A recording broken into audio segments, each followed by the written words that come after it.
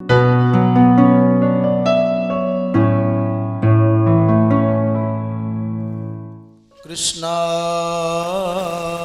वासुदेवाय हरये परमात्मने प्रणतक्लेशनाशाय गोविन्दाय नमो नमः। रामाय रामभद्राय रामचन्द्राय वेधसे रघुनाथाय नाथाय सीतायाः पतये नमः। श्रीमन्नारायण नारायण नारायण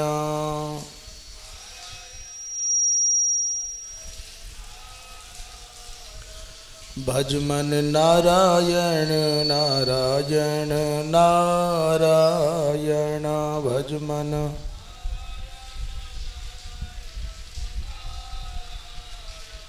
बोलो नारायण नारायण नारायण बोलो।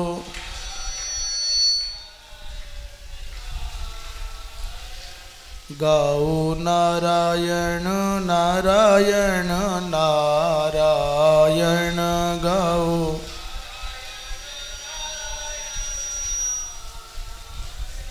श्रीमन्नारायण नारायण नारायण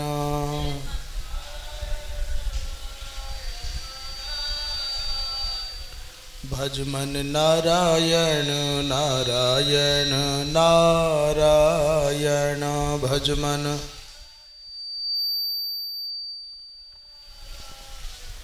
बोलिए वृंदावन विहारी लाल की। धर्म की अधर्म का प्राणियों में विश्व का गोहत्या गौ माता की परम पूज्य धर्म सम्राट स्वामी श्री करपात्री जी महाराज की। श्री वृंदावन धाम की। श्री यमुना मैया की। श्री राधा रानी की। श्री बलराम जी महाराज की। श्री गिरिराज महाराज की। 84 कोस ब्रजमंडल धाम की। हर हर महादेव। परम श्रद्धेय श्री स्वामी माधवाश्रम जी महाराज, आदरणीय श्री प्रणवानंद जी महाराज, आदरणीय श्री नारायण जी महाराज, बाबा जी महादेव जी, सत्यनारायण जी, सेठ बाबा जी और हमारे संत भगवान भैया श्री रवि बंसल जी भीलवाड़ा से पधारे हुए हमारे अनन्य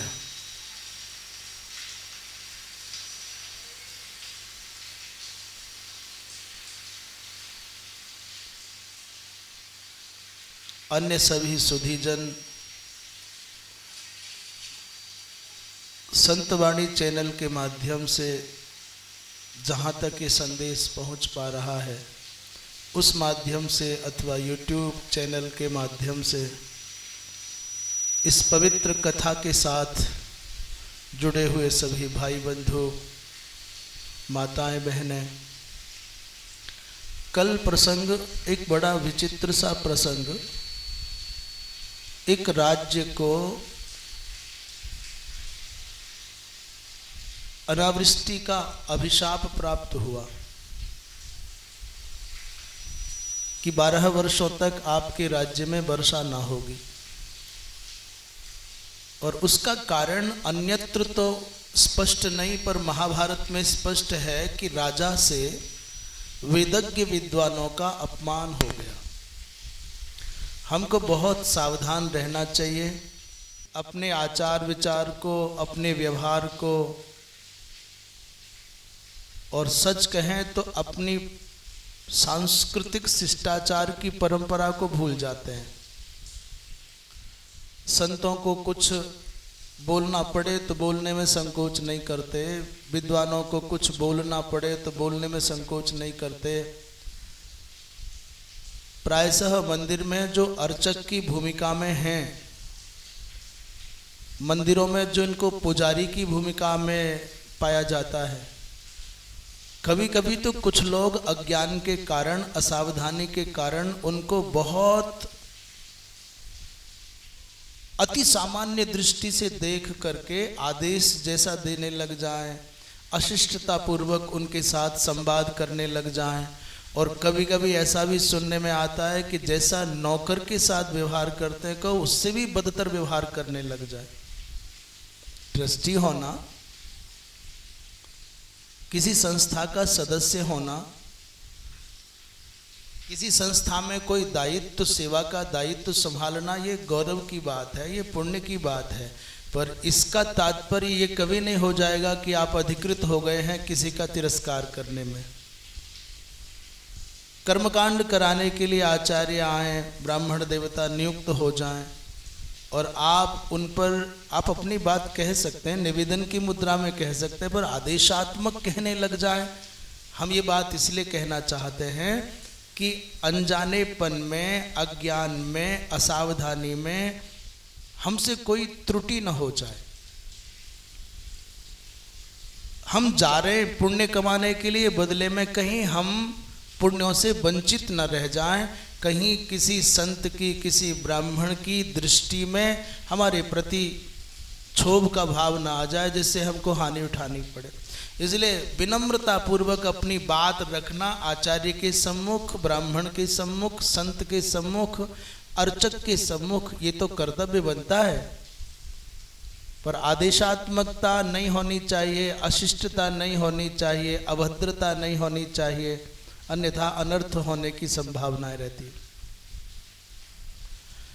महत्वपूर्ण कार्य से भी बड़ी ऊंची बात है आपका उद्देश्य पावन हो। यदि माला जपते हुए भी, मौन रहते हुए भी, यज्ञ करते हुए भी आपका उद्देश्य अच्छा नहीं है, तो कर्म भी आपको आध्यात्मिक उन्नति नहीं दे सकता। और यदि आपका उद्देश्य अच्छा है, तो फिर छोटे से छोटा काम भी आपका भजन बन सकता है। जैसे उदाहरण के लिए जगत प्रसिद्ध एक माता शबरी की भक्ति से जुड़ा हुआ प्रसंग है। माता शबरी नित्य भगवान के आगमन के पथ पर सोहनी सेवा करती है, बुहारी सेवा करती है, झाड़ू सेवा करती है, परिमार्जन की सेवा करती है, और दूर दूर तक झाड़ू इस उद्देश्य से लगाती। उद्देश्य समझ लीजिए, झाड़ू लगाना भजन नहीं है, पर उद्देश्य पावन है, इसलिए वो भजन हो गया। उद्देश्य क्या है? मेरे राम के कोमलतम चरण हैं, उन पावनतम कोमलतम चरणों में कोई कंटक न चुभ जाए, कोई पत्थर का टुकड़ा न चुभ जाए, कोई तिनका न चुभ जाए। इतनी संवेदनशील है, इतनी सूक्ष्म दृष्टि है कि राघव के चरणारविंद में तिनका न चुभ जाए।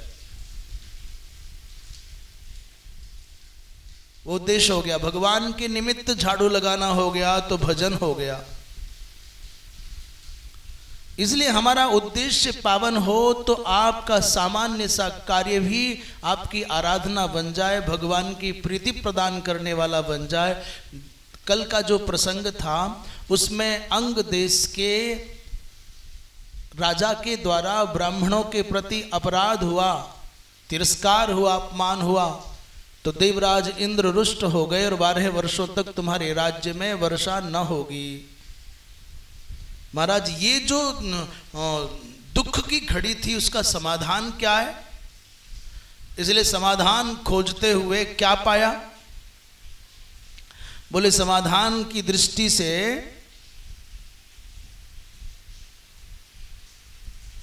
सब विद्वानों ने, महात्माओं ने, महापुरुषों ने विचार करके कहा कि यदि इस धरा पर, इस अंग देश की भूमि पर विभांडक ऋषि के पुत्र ऋष्यशृंग के चरण पड़ जाए तो वर्षा हो जाएगी। पर लावे कौन?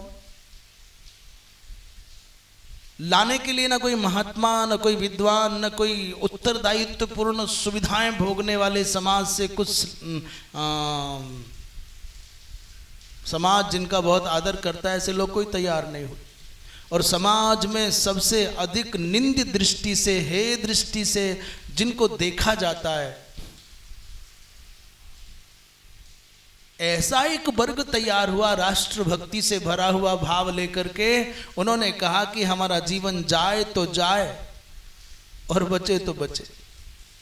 हमारे दोनों हाथों में लड्डू हैं। यदि हम महापुरुष को, महात्मा को अपने राष्ट्र में, अपनी मातृभूमि पर, जन्मभूमि पर लाने में सफल हो गए तो मातृभूमि की सेवा हो जाएगी, राष्ट्र भक्ति हो जाएगी। और यदि हम सफल न हो सके और महात्मा की क्रोधाग्नि में जल करके भस्म हो गए तो भी हमारा कल्याण है। एक संत की कोप दृष्टि भी हमारा कल्याण ही करेगी, कुछ पाप कटेंगे। इसलिए उन वारांगनाओं का महात्मा श्रृंगी को आकर्षित करके राष्ट्र की रक्षा के लिए लाना, उसका उद्देश्य कोई किसी को पतित करना नहीं है। ये बात इसलिए हम सावधानी से कह रहे हैं कि यद्यपि वारांगनाएं लाई हैं, कोई छल करके लाई हैं, चतुराई से लाई हैं, पर उद्देश्य बहुत पावन है। महात्मा श्रृंगी के आने से लाखों लाखों नहीं, करोड़ों करोड़ों प्राणियों के प्राणों की रक्षा हुई है।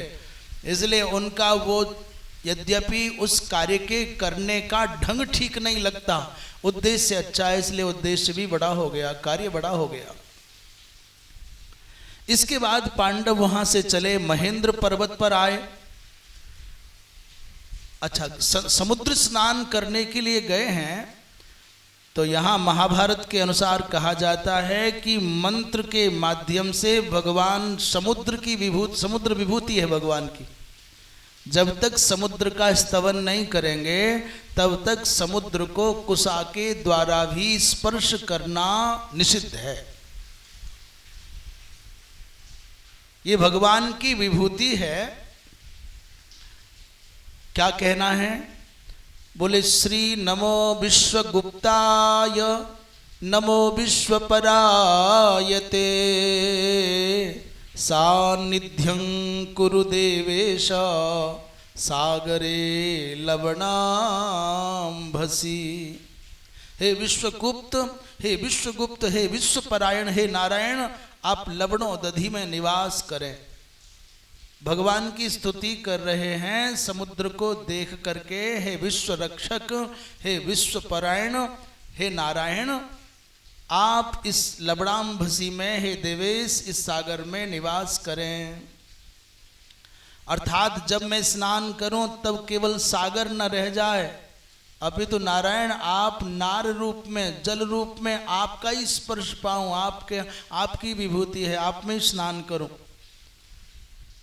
ये अग्नि, ये सूर्य, ये जल आपकी योनि है, आप तेजस तत्व हैं, आप अमृत के उत्पत्ति स्थान हैं। अग्निमित्रो योनिरापो थ देव्यो विष्णु रेतस त्वम अमृतस्य नाभि अग्निश्चते योनि ऋडाच देहो रेतोधा विष्णु अमृतस्य नाभि। इस प्रकार यदि पूरा मंत्र न बोल सकें तो भगवान की विभूति मान करके समुद्र नारायण को प्रणाम करके फिर स्नान करना चाहिए। और ऐसा नहीं करेंगे तो लिखा है कि कुशा के द्वारा भी उस सागर को स्पर्श करने से बचना चाहिए। ये वन पर्व के 114वें अध्याय का 29वां श्लोक है, जहाँ कहते हैं कुशाग्रे नापि कौन्तेय न स्पृष्टव्यो महोदधि।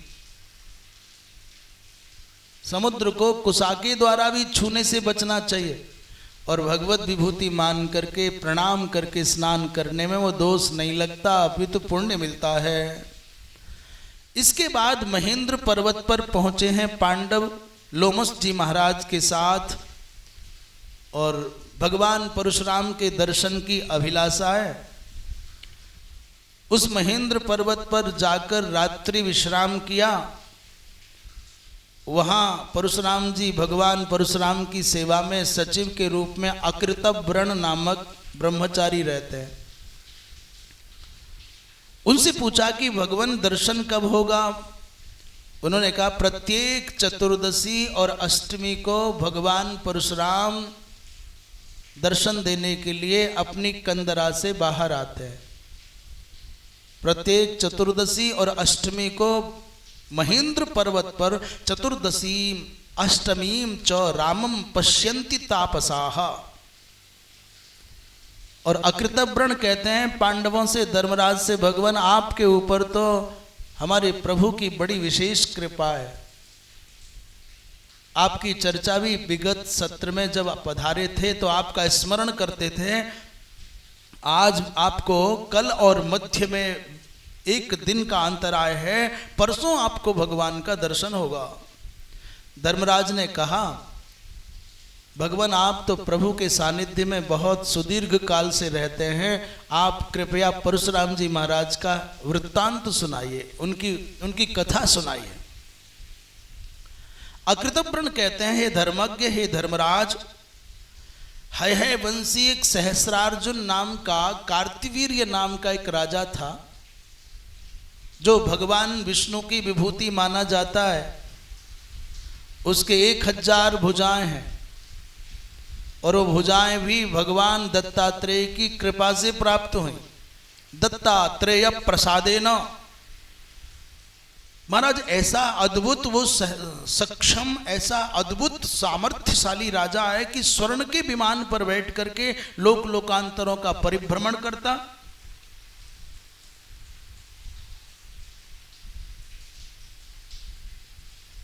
एक दिन देवराज इंद्र माता सची के साथ में क्रीड़ा कर रहे थे और इस शक्ति के मद में चूर कार्तिवीर्य ने, सहस्रार्जुन ने उन पर आक्रमण कर दिया।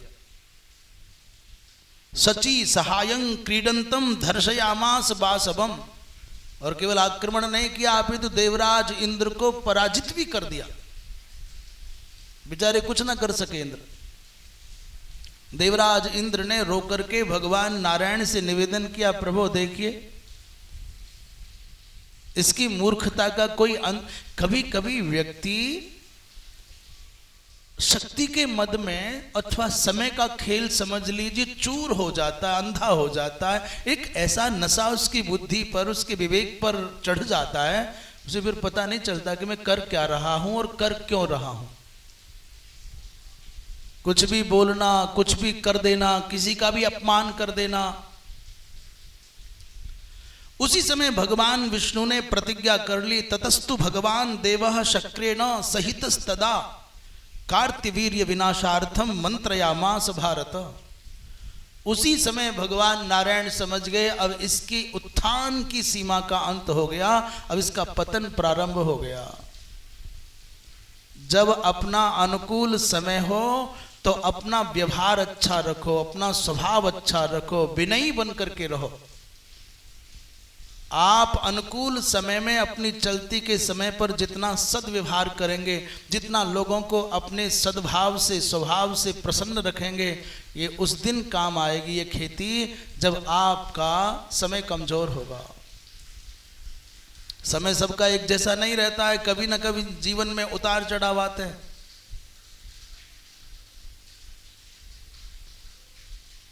महाराज जब इसका आतंक इतना बढ़ गया कि समाधान कोई है नहीं, कोई इसको रोकने वाला नहीं और इसकी शक्ति के सामने कोई खड़े होने वाला नहीं, इसको लग गया कि मेरे जैसा न कोई था, न कोई है और न कोई होने वाला है। और ये अभिमान व्यक्ति को मार देता है। और फिर 10-5 नाम जुड़ जाते हैं, उसको पराजित किया, उसको गिराया, वो न बोल पाया मेरे सामने, देखो मैं कैसा हूं, मैं ऐसा हूं। उन्हीं दिनों गंगा के किनारे पर कान्यकुब्ज अर्थात फर्रुखाबाद से ऊपर बढ़ते हैं तो कन्नौज पड़ता है। कन्नौज के बाद ही कानपुर आता है। कान्यकुब्ज में गाधी नाम के एक धर्मनिष्ठ राजा राज्य करते। और उनको सत्यवती नामक सद्गुण संपन्ना सुशीला कन्या की प्राप्ति हुई। उस कन्या के साथ विवाह करने के लिए ऋचिक जी महाराज ने आग्रह किया तो राजा धर्म संकट में पड़ गए। मेरी राजभवन में पलने वाली राजकुमारी और ये वन में कुटीर में रहने वाले महात्मा, कैसे निर्वाह होगा। सोचा क्या करूं, ना करता हूं तो महात्मा रुष्ट होकर के साप दे जाएंगे और हां करता हूं तो कन्या का जीवन कठिनाई में पड़ जाएगा। इसलिए गाधी नामक राजा ने एक विचित्र शर्त लगा दी, महाराज हमारी वंश परंपरा कुछ ऐसी है, हम तो आपके चरणों में सपरिवार नतमस्तक हैं, पर हमारी वंश परंपरा का कुछ नियम है, हम कौशिक वंशीय हैं। क्या है? बोले हम कन्या तो देते हैं पर कुछ शुल्क लेते हैं, नेग लेते हैं, नेगाचार है, ये कुलाचार है, ये शास्त्राचार नहीं है। कन्या पक्ष का व्यक्ति एक कण भी लेकर के यदि कन्या का दान करता है तो वो महापाप की कोटि में आता है। जो विवाह के क्रम में एक विवाह ऐसा है जिसमें 2 जोड़ी गौ लेने का विधान है, वो भी मात्र अनुष्ठान के संपादन के लिए, संस्कार के संपादन के लिए, शास्त्राज्ञा की पूर्ति के लिए और फिर लौट करके कन्या के साथ भेजने के लिए लिया जाता है। वो भी किसी एक पद्धति में ऐसा है तो उसका उपभोग कन्या पक्ष के लोग अपने लिए नहीं कर सकते। दूसरी बात, कन्या का पिता इस ब्याह से यह भी जानना चाहता है कि कोई व्यक्ति इतना संपन्न तो हो कि मेरी पुत्री का पालन पोषण ठीक से कर सके। परंतु महाराज हमारी ऐसी प्रतिज्ञा है, इसलिए नेगाचार है, कुलाचार है, ये हमारे कुल की परंपरा है। क्या करना है? बोले ऐसे 1000 घोड़े ला करके दीजिए जो घोड़े दूध की समान धवल हों, दुग्ध धवलिमा युक्त हों, चंद्रमा की कांति के समान शुभ्र हों और उनका एक कान काला हो। एकतः श्याम कर्णानाम पांडुराणाम तरस्विनाम सहस्रम बाजिनाम शुल्कम इति विद्धि द्विजोत्तमा। एकत श्याम कर्णानाम हयानाम चंद्र वर्चसाम, ऐसा भागवत जी में आता है। ऐसे चंद्र प्रभा कि समान धवल श्वेत वर्ण के घोड़े चाहिए 1000 जिनका एक कान काला हो। और सुनो, धरती पर ऐसे घोड़े 1000 हैं ही नहीं, पूरे के पूरे भूमंडल पर ऐसे 1,000 घोड़े हैं नहीं। पर महर्षि ऋचिक बड़े सिद्ध महापुरुष थे, वो तुरंत वरुण जी महाराज के पास पहुंच गए वरुण लोक में। वरुण जी उठ के खड़े हो गए, कैसे पधारे प्रभु? बोले 1000 ऐसे घोड़े चाहिए जिनका समग्र शरीर श्वेत वर्ण का हो और एक कान काला हो। लो महाराज। गाधी को लगता था ये महात्मा कहां से लाएंगे 1000 घोड़े, ना तो ये घोड़े लाएंगे और ना ही विवाह होगा। ब्रजवासी कहे ना तो 9 मन तेल होवेगो और न राधा, झंझट ही ना है। आगरा में भी क्या करे, न 9 मन तेल और न राधा नाचे। पर महाराज जैसे घोड़े ले आए तो गाधी को विवाह करना पड़ा। विवाह हो गया। सिद्ध महापुरुष थे ऋचिक जी महाराज, ऐसे दिव्यात्मा महात्मा। इनके पिताजी माने भृगुजी महाराज। एक दिन भृगुजी महाराज घर पधारे। उस दिन संयोग से माता सत्यवती अर्थात ऋचिक ऋषि की भार्या और उनकी माताजी वहीं विराजमान थीं। उन्होंने भृगुजी महाराज की सेवा करके संतान प्राप्त करने, पुत्र प्राप्त करने का संकल्प व्यक्त किया। महाराज आपकी कृपा दृष्टि है जाए, इस घर में भी कोई कुल दीपक हो जाए और मेरा वो घर भी। भृगुजी महाराज बड़े प्रसन्न हो गए। भागवत आदि ग्रंथों में तो लिखा है कि ऋचिक जी महाराज ही वो कार्य करते हैं, पर महाभारत के अनुसार भृगुजी का उल्लेख है। महाराज भृगुजी महाराज ने इसके लिए एक अलग नियम बनाया। ऋतुकाल का आगमन होने पर श्री ऋचिक जी महाराज कहते हैं सत्यवती माता से, बोले आप गूलर का आलिंगन करना, गूलर के पेड़ का। और उनकी माताजी को, सत्यवती की माताजी को कहा कि आप पीपल के वृक्ष का स्पर्श आलिंगन करना। दोनों वृक्ष अलग, दोनों वृक्षों की छाया अलग। आलिंगेताम पृथक वृक्षौ शाश्वतम तम उदुम्बरम। और विश्वमावर्तयित्वा तो मया यत्नेन साधितम। विश्वम माने टीकाकार कहते हैं नीलकंठ जी महाराज, विश्वमावर्तयित्वा माने विश्वम माने विराट पुरुषम, आवर्तयित्वा माने मुहुर्मुहुः अनुसंधाय।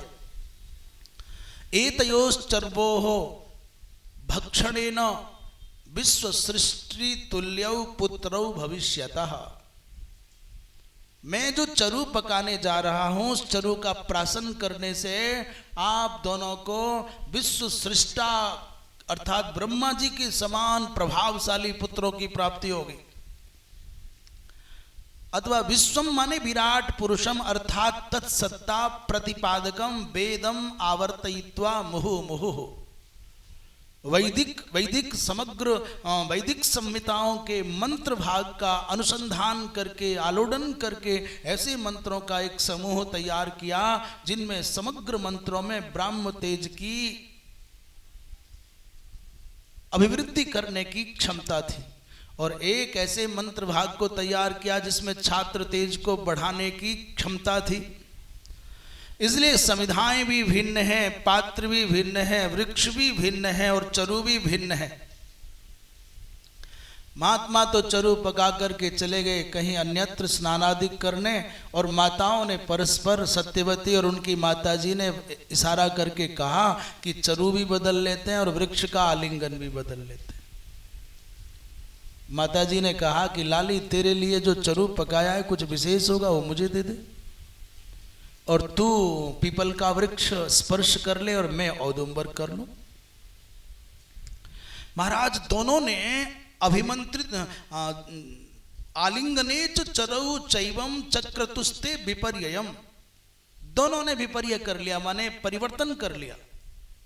जैसा महर्षि भृगु ने कहा वैसा नहीं किया, अपने मन से। इसी को कहते हैं वर्तते काम कारतः। जो बार बार गीता जी में भगवान कह रहे हैं ना कि यह शास्त्र विधि मुत्सृज्य वर्तते काम कारतः, ये काम कारतः है। अपने आचार्य की आज्ञा का यथावत पालन करने के स्थान पर अपनी समझ को प्राथमिकता देना, ये कामकार है। शास्त्र में किसी विधि के संपादन का उल्लेख किसी और प्रकार से है और उस कार्य को हम किसी और प्रकार से करने लग जाएं, ये कामकारतः है। और जो शास्त्र में लिखा है वैसा ही करना है, ये शास्त्राचार है, ये शास्त्राकार है। और जो आचार्य ने कहा है वैसा करना है, ये आचार्याकार है। हम अपने मन से करेंगे तो उसका आदर बहुत देर तक नहीं हो सकता। जब महाराज भृगुजी महाराज लौट करके आए और माता सत्यवती का मुख कमल देखा तो उसकी बक्रिमा, चेहरे पर कुछ कठोरता के भाव थे। देख करके महात्मा ने कहा, रे तुमने तो अनर्थ कर दिया। ब्राह्मणों क्षत्र वृत्तिर वही तब पुत्रो भविष्यति। तुम्हारे पुत्र का जो जन्म होगा वो भले ही जात्या ब्राह्मण कहलाए परंतु उसके आचरण में क्षत्रियता दिखाई देगी, क्षत्रियाचार होगा। और क्षत्रियो ब्राह्मणाचारो मातुस्तव सुतो महान। तुम्हारी माता के गर्भ से जो पुत्र होगा भले ही वो क्षत्रिय कुल में हो परंतु ब्राह्मणाचार संपन्न होगा। तुमने जो चरु का परिवर्तन किया है उसका दुष्परिणाम ये होगा। सत्यवती ने कहा, हे देव, मैं चाहती हूं कि मेरा पुत्र ऐसा ना हो।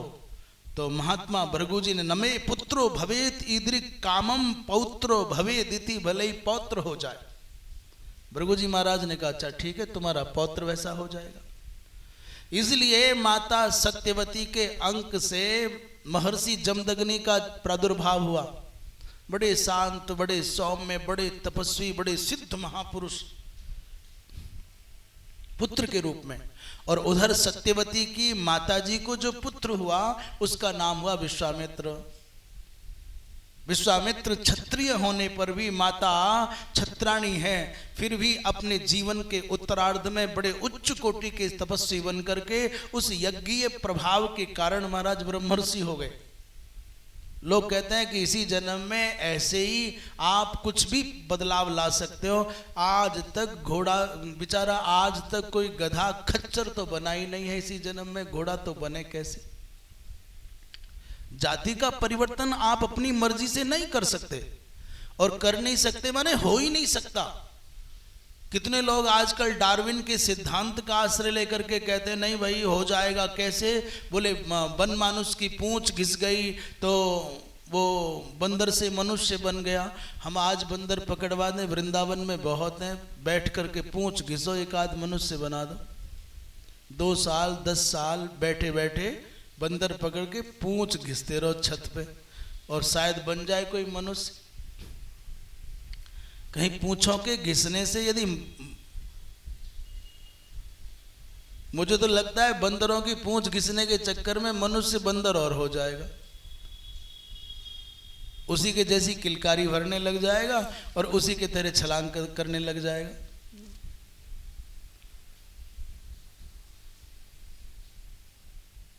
महाराज इन्हीं महर्षि जमदग्नि के पावन अंक से, माता रेणुका के पावन अंक से, महर्षि जमदग्नि के द्वारा माता रेणुका के पावन अंक से भगवान विष्णु के अवतार के रूप में भगवान परशुराम का प्रादुर्भाव हुआ। सर्वेषाम अजघन्यस्तो राम आसीत जघन्यजः। यद्यपि वो सबसे छोटे हैं अवस्था में, परंतु गुणों में सबसे बड़े हैं। एक दिन की घटना, एक कथा और बड़ी विचित्र आ रही है। बोली वृंदावन बिहारी लाल की हर हर। एक कथा और विचित्र आ रही है, और एक कथा क्या 2-3 कथाएं इकट्ठी समझ लेना। इस एक कथा से जुड़ती हुई कथा माने मैया अहिल्या का चरित्र, दूसरा भगवान विष्णु के द्वारा वृंदा का सतीत्व हरण, इंद्र के द्वारा माता अहिल्या का जो वृत्तांत है गौतम ऋषि के द्वारा दिया गया साप वो प्रकरण, और दूसरा भगवान नारायण के द्वारा जालंधर बनकर के वृंदा का जो सतीत्व भंग किया है वो प्रकरण, और तीसरा माने माता रेणुका का परशुराम जी महाराज के द्वारा वध किया जाना। ये तीनों प्रसंग एक साथ समाधेय हैं। वृंदावन बिहारी लाल की। एक दिन माता रेणुका नदी स्नान करने के लिए गई, तो नदी के किसी किनारे पर चित्ररथ नाम का कोई गंधर्व राज, यहाँ पर मार्तिकावत नरेश लिखा है, वो अपने परिकर के साथ, अपने स्त्री मंडल के साथ रमण कर रहा था, स्नान कर रहा था, जल क्रीड़ा कर रहा था। माता रेणुका को उस चित्ररथ की जल क्रीड़ा देख करके थोड़ा सा मन में आकर्षण का भाव ये जग गया। अब मन तो है, मन का क्या है, ये मन ही तो है। इनके मन में आ गया क्या जीवन हमारा ऐसे ही चला गया, सोने से लेकर जगने तक, जगने से लेकर सोने तक, ये पूजा, ये पाठ, ये मंदिर, ये पार्थिव बनाओ, ये बेलपत्र लाओ, ये जल भरो, ये पूजन की तैयारी, इसी में चला गया। कभी हम तो अपने जीवन में कहीं घूमने तक न जा पाए। काश कदाचित हमको भी ऐसा ही जीवन जीने का सौभाग्य मिला होता, तो हम भी अपने पतिदेव के साथ में जल क्रीड़ा कर रही होती। ऐसा भाव आकर्षण मन में आ गया। और महाभारत के अनुसार यदि कहें तो केवल इतना ही नहीं, माता के जीवन में केवल मानसिक विकार नहीं, उसके लक्षण चेहरे पर भी आ गए। और ऋषि तो पवित्रता के मापदंड ऋषियों के बहुत उत्कृष्ट होते हैं। हम मनुष्यों के मापदंड तो कुछ भी नहीं है। खड़े खड़े लघुशंका करके आओ, बिना हाथ धोए आरती की थाली कोई पकड़ा दे तो करने लग जाओ, क्या जा रहा है हमारा। पंडित जी का व्यवहार निभ जाए, महाराज जी भी प्रसन्न और आने वाले यजमान भी प्रसन्न और खुश होकर के 10, 20, 100, 50, 1000, 2000 का कछु चढ़ा के ही जाएगा। आज व्यवहार की प्रधानता हो गई। ना तो आमंत्रित करने वालों के पास विचार रह गया है और ना ही आमंत्रित होकर के पूजा में सम्मिलित होने के लिए विचार रह गया है। नहीं तो हाथ जोड़ दे, नहीं भाई हम बाहर से आए हैं, किसी अपात्र से स्पर्श भी हुआ होगा, नहीं हम दूर से प्रणाम कर लेते, मान जाना चाहिए। पर वो मना भी करे ना तो यजमान सेठ जी जितना मना करें उतना ही महाराज बार बार आग्रह करके कोई महादेव बाबा जिंदाबाद हाथ पकड़ के ले आने, करो ना आरती, कैसे नहीं करोगे, अरे कैसे नहीं करोगे।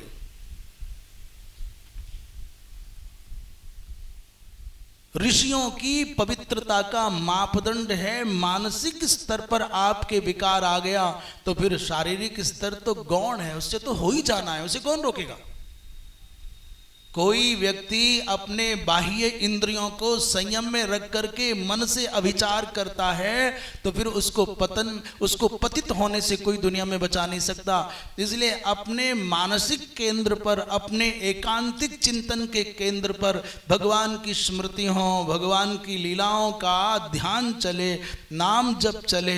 एकांत में हो तो शास्त्र के साथ रहो, ग्रंथ के साथ रहो, आत्मचिंतन के साथ रहो, भगवान नाम का आश्रय लेकर के रहो और आप जो कर सकते हो करो। पर यदि विषयों का, वासना का चिंतन आप एकांत में करोगे तो फिर आपको गिरने से इस धरती पर कोई बचा नहीं सकता।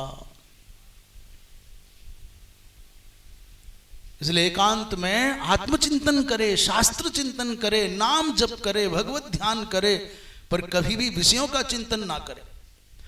जब माता का मुख देखा और उनके मन के अंदर, मन के केंद्र पर ये विषयों का आकर्षण देखा, परपुरुष के प्रति आकर्षण देखा और स्खलन का भी कुछ चिन्ह देखा तो रुष्ट हो गए महर्षि जमदग्नि।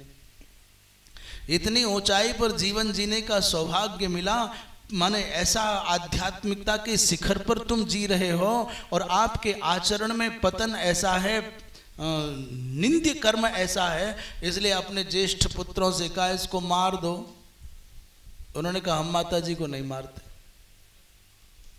छोटे, सबसे छोटे परशुराम जी महाराज कहीं बाहर से आए और उनसे कहा जमदग्नि जी महाराज ने, जही इमाम मातरम पापाम मां च पुत्र व्यथां कृथाः, ए पुत्र इनको मार दो परंतु वृथा माने कृथा, वृथा नहीं करना। आप मन में व्यथा, कृथा माने नहीं करना। और जैसे ही पिताजी ने कहा कि मां को मार दीजिए, अपने पिताजी के महात्म्य को, उनकी महिमा को, उनके सामर्थ्य को जानने वाले भगवान परशुराम ने उठाया फरसा और अपनी माताजी और अपने भाई सबको स्वाहा कर दिया। तत आदाय परशुम रामो मातुशिरो अर्हत। महाराज जैसे ही भाइयों को और माताजी को मारा तो जमदग्नि बड़े प्रसन्न हो गए। कहा तुम वरदान मांगो, तुमने आज्ञा का पालन किया। जमदग्नि जी महाराज ने जब कहा कि तुमने मेरी आज्ञा का पालन किया है, वरदान मांग लो, तो मांग रहे हैं। सबब्रे मातुरुत्थानम, सबसे पहला वरदान मांगा पिताजी मेरी माता जीवित होकर के उठ खड़ी हो। दूसरा वरदान मांगा इनको ये ज्ञात न रहे कि मैंने कभी इनको मारा भी था, कुछ पता ही न चले, इनके स्मृति के कोश में कहीं ये बात अंकित न रह जाए कि इसने मुझको मारा था, नहीं तो ये याद रह जाए तो जीवन भर नरक हो जाएगा। अस्मृतिंचो बधस्य वही, और इनको मानसिक पाप भी ना लगे। पापे न तेर चास्पर्शम भ्रातृणाम प्रकृतिम तथा, मेरे भाई भी सब जीवित हो जाएं, स्वस्थ हो जाएं और युद्ध में मेरे सामने कोई टिके ही नहीं। अप्रतिद्वंद्वताम युद्धे दीर्घमायुश्च भारत। हे लोमस जी महाराज कहते हैं युधिष्ठिर, परशुराम जी महाराज ने दीर्घ जीवित्व प्राप्त किया और युद्ध में अप्रतिद्वंदता प्राप्त की, कोई टिके ही नहीं, खड़ा ही नहीं रहे। तो जमदग्नि जी महाराज ने आशीर्वाद दे दिया, तथास्तु, माता जीवित हो गई, भाई जीवित हो गए। जैसे सो कर के कोई उठ करके बैठे हों और फिर अपने अपने काम में लग गए। किसी ने ये पूछा नहीं तुम कहाँ गए थे, कहाँ से आए, क्या हुआ, क्यों हुआ, पता ही नहीं किसी को। जब जीवित ही करना था तो मैया को मारने का दोष क्यों लगवाया परशुराम जी महाराज के माथे पर, कलंक लगाया? अरे मातृघाती है। तो ध्यान से सुनने की बात है। हमने कहा था कि जैसे माता अहिल्या का प्रसंग है, जैसे माता रेणुका का प्रसंग है, जैसे माता वृंदा का प्रसंग है, तीनों एक जैसे हैं। माता रेणुका के चित्त के केंद्र पर, मन के केंद्र पर जो अभिचार दोष आया, विषय के प्रति आकर्षण का दोष आया, ऋषि सत्ता इसको स्वीकार नहीं कर सकती। उन्होंने कहा ये घट फोड़ दो, ये घड़ा इसी कुत्ता ने झूठा कर दिया, शुद्ध नहीं होगा कभी, इसलिए फोड़ करके मिट्टी बनाओ, फिर से घड़ा बना दो। जैसे एक कुंभकार को घट के फूटने से बहुत टेंशन नहीं होती, बोले फोड़ दे कोई बात नहीं, कूट दे, बना दे मिट्टी, और नया घड़ा बना देगा उसी मिट्टी का। ऐसी सर्वसमर्थ महात्मा महर्षि जमदग्नि जी महाराज चाहते थे कि चेतना के केंद्र पर लगे हुए जो वासना के वायरस हैं उनको शोधन करने का यही प्रकार है कि एक बार पूरा डिलीट मारो और फिर नया निर्माण कर दो। वो माता को मारना मात्र उद्देश्य नहीं, माता की चिंतन के केंद्र पर जो वासना का कीड़ा लगा उसको मिटा करके विशुद्ध बनाना उद्देश्य था। दूसरा, माता अहिल्या के जीवन में जो मानसिक दोष आया है उस मानसिक दोष को मिटाने के लिए ही शाप का आश्रय लिया गया। और जब साधना करके, एकांत सेवन करके, भगवान की आराधना करके वो निष्पाप हो गई तो उन्हीं ऋषि ने अंगीकार कर लिया। ये दैहिक स्तर पर कोई ये ना सोचे कि दैहिक स्तर पर इंद्र के साथ में अहिल्या का कोई संबंध हुआ है। ऐसे भगवान विष्णु ने माता वृंदा के सतीत्व को भंग करने के लिए जो मार्ग चुना, जालंधर का रूप बनाया, उसमें भी शारीरिक कोई समागम का कोई अवकाश नहीं है। वृंदा के चित्त में आकर्षण आ गया कि मेरे पतिदेव आ गए हैं। मात्र सतीत्व के स्खलन का यही आधार है। कई लोग उसको बहुत विकृत करके सुनते हैं, विकृत करके सुनाते हैं और विकृत करके समझना चाहते हैं। मानवीय स्तर पर खड़े होकर के अपनी विषयासक्त मति से ऐसे दिव्य चरित्रों के बारे में विचार नहीं किया जा सकता। ऋषियों का, देवताओं का जो चरित्र है वो लोकोत्तर है, वो परम पावन है, वो सामान्य मानवीय मति की सीमाओं से परे का प्रकरण है। इसलिए चाहे माता अहिल्या का प्रसंग हो, चाहे माता रेणुका का प्रसंग हो और चाहे माता वृंदा का, इन सबको उसी दृष्टि से समझना चाहिए। वृंदावन विहारी लाल की। कहते हैं एक समय कार्तवीर्यार्जुन, अब भगवान ने जो संकल्प किया था इसको मिटाना है, वो भूमिकाएं बनने लग गई। घूमते घूमते सहस्त्रार्जुन एक दिन पहुंच गए महर्षि जमदग्नि के आश्रम पर। महर्षि जमदग्नि के पास में गौ माता थी, बड़ी दिव्य वेद लक्षणा गौ माता, और ऐसी दिव्य गौ माता थी कि उसके संकल्प, उनसे इच्छा करो, कामधेनु की भावना से जो चाहो वो मिल जाता था। हजारों हजारों सेवकों के, सैनिकों के साथ सहस्रार्जुन का बड़ा दिव्य स्वागत किया महर्षि जमदग्नि ने। उन्होंने पूछा, महाराज आपके पास सामान्य सी कुटिया, छोटा सा आश्रम और इतने लोगों के लिए खिलाने को इतने दिव्य पदार्थ कहाँ से आए? बोले मेरी होमधेनु गौ माता। राजा ने कहा, महाराज ये गाय तो हमको दीजिए। जमदग्नि ने कहा, भगवान हमारा तो सारा काम इन्हीं के आश्रय में चलता है, हम नहीं दे सकते। महाराज बलात् होम धेनु को, गाय को ले गया और जैसे ही सुना परशुराम जी महाराज ने कि हमारी गाय को बलपूर्वक हमारे घर से राजा ले गया है, तो पीछे से दौड़ते हुए गए और सहस्रार्जुन की हजारों भुजाओं को काटा, उनकी गर्दन काटी, गाय को लेकर के वापस आ गए। बात खत्म हो गई। तुमने हमारी गाय चुराई और हमने तुमको, गाय राजी से देते तो झगड़ा क्यों होता? ये युद्ध कोई अहंकार के कारण नहीं, मिथ्या प्रतिष्ठा के कारण नहीं, गाय के निमित्त युद्ध हुआ है। हमारे आश्रम से आप बलपूर्वक गाय ले जाएंगे और फिर तो महाराज कोई सामान्य से सामान्य व्यक्ति भी हो, वो अपनी जितनी सामर्थ्य होगी उससे प्रतिरोध करेगा ना। मांगने पर भी जब परशुराम जी महाराज को गाय न दी तो युद्ध हुआ, और युद्ध का परिणाम आप जान रहे हैं। वापस गाय आ गई, बात खत्म हो गई, सब अपने अपने काम में लग गए। सहस्त्रार्जुन के पुत्रों ने इकट्ठे होकर के एक दिन मौका देखा, जिस दिन राम अर्थात परशुराम आश्रम पर नहीं हैं, उनके पिताजी समाधिस्थ हैं, साधना में बैठे हैं, इनके पिताजी की गर्दन काटी और भाग गए। जब तक परशुराम जी महाराज जंगल से लौटते तब तक परशुराम जी के सामने मैया ने 21 बार अपनी छाती को पीटा। त्रिसप्त कृत्वा पृथ्वीम, मैया ने 21 बार छाती को पीटा। इसलिए परशुराम जी महाराज ने प्रतिज्ञा कर ली कि मैं 21 बार इन पापियों को दंड दूंगा। मैं फिर निवेदन करूं, जो लोग ये समझ बैठे हैं कि परशुराम जी महाराज ने समग्र क्षत्रिय समाज को मारा है, हम पूर्ण विचार के साथ में कह रहे हैं ऐसा नहीं है। परशुराम जी महाराज ने घर जाकर के किसी को नहीं मारा है। जो युद्ध के क्षेत्र में चढ़ाई करके लड़ाई करने के लिए आए उनको मारा है। जो अन्यायी, अत्याचारी, गौ विरोधी, संत विरोधी, विप्र विरोधी सत्ता के केंद्र पर बैठे और उनका समर्थन करने वाले राजा थे, उनको मारा है। किसी भी ऐसा उदाहरण नहीं मिलता कि पीठ दिखा करके भागते हुए व्यक्ति पर प्रहार किया हो। एक बात। दूसरी बात, एक किसी ऐसे राजा पर आक्रमण नहीं किया जो लड़ने नहीं आया है। किसी ऐसे राजा को नहीं मारा जिसने हाथ खड़े करके क्षमा याचना करके शरणागत हो गया है। इसलिए युद्ध के क्षेत्र में आने वालों को मारा 21 बार, और विशेषकर है वंश के जो लोग थे उनको और उनके समर्थकों को मारा है, सबको नहीं मारा भाई।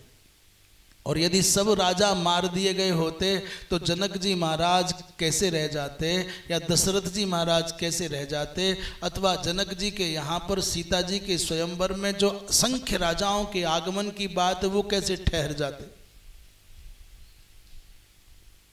एक ऐसी नकारात्मक छवि बना देना भगवान परशुराम की, और उससे भी अधिक गड़बड़ क्या हुआ, एक जाति मात्र ने भगवान परशुराम पर अपना आधिपत्य जमा लिया। हमारे भगवान भी हमारे और तुम्हारे होते हैं क्या? भगवान जीव मात्र के, प्राणी मात्र के, सबके बराबर साझे।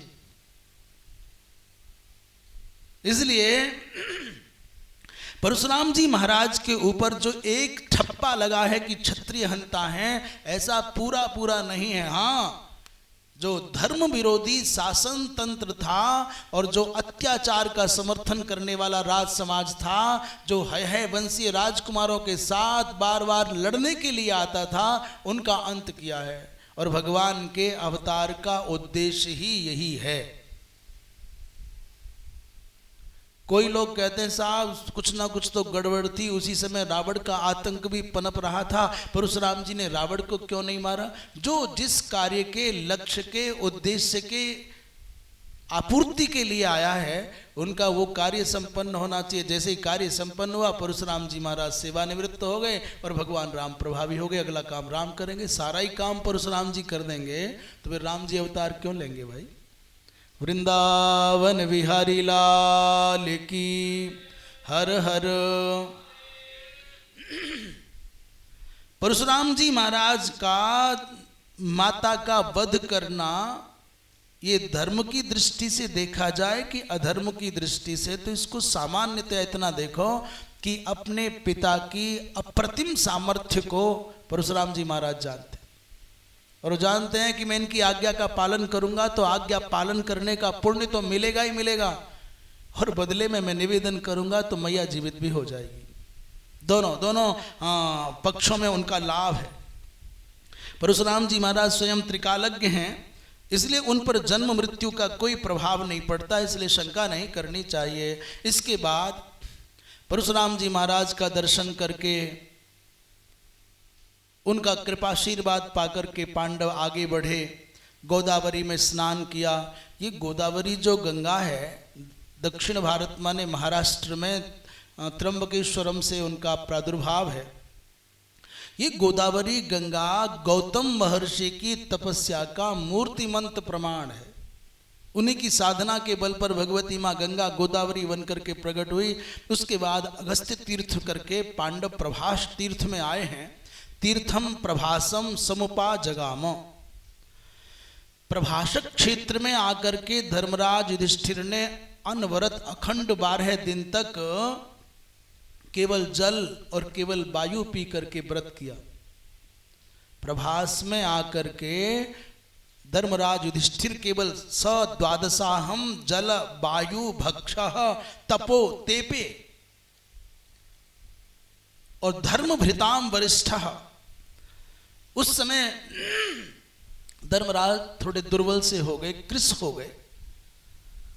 बलराम जी महाराज, भगवान कृष्ण, सात्यकी, वसुदेव सब मिलने आए यदुवंशी, और पांडवों की ये दशा देख करके सब की आंखों में आंसू आ गए।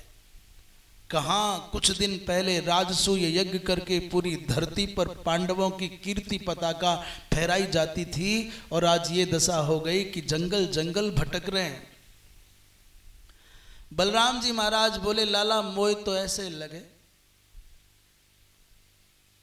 भयंकर समय आ गए और धर्म को कोई प्रभाव देखने में नहीं आवे। यदि धर्म को प्रभाव हो तो ना, तो धर्मात्मा धर्मराज की ये दुर्दशा ना होती, और दुरात्मा दुर्योधन आनंद पूर्वक भवन में बैठ करके मौज ना उड़ा रहा होता।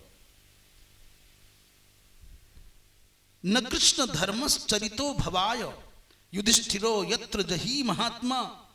युधिष्ठिर की ये दशा, किन्नाम कृत्वा अहं अचक्षुरेवम।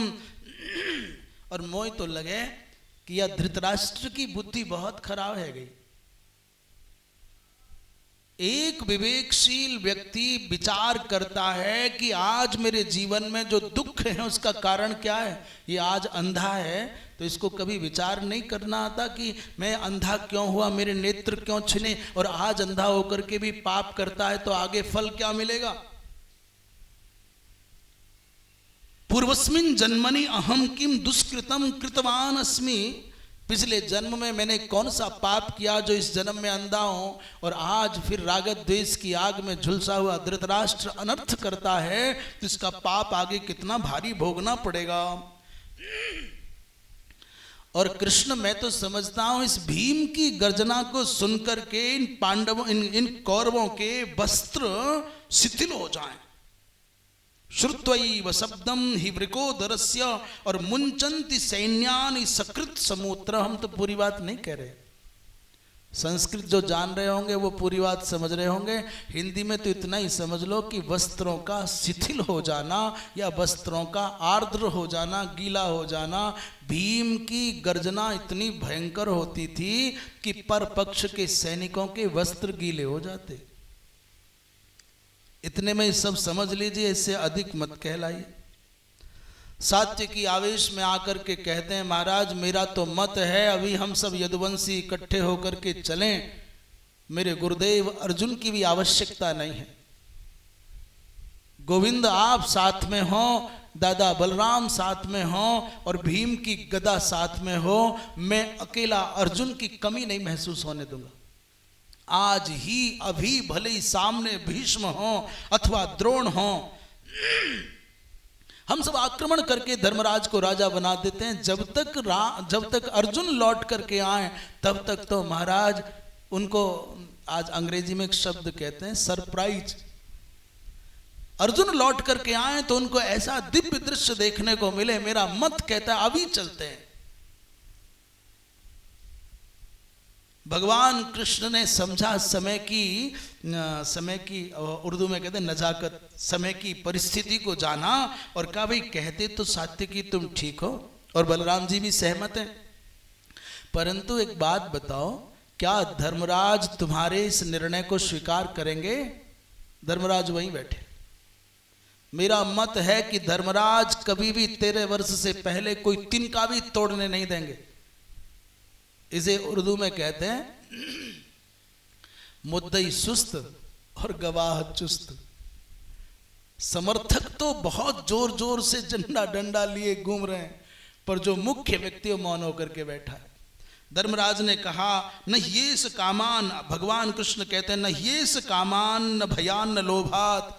ये धर्मराज युधिष्ठिर कभी भी युधिष्ठिरो जातु जहियात स्वधर्मम, ये धर्मराज अपने धर्म का परित्याग न कामना के कारण, न भय के कारण और न ही लोभ के कारण कभी करने वाले नहीं हैं।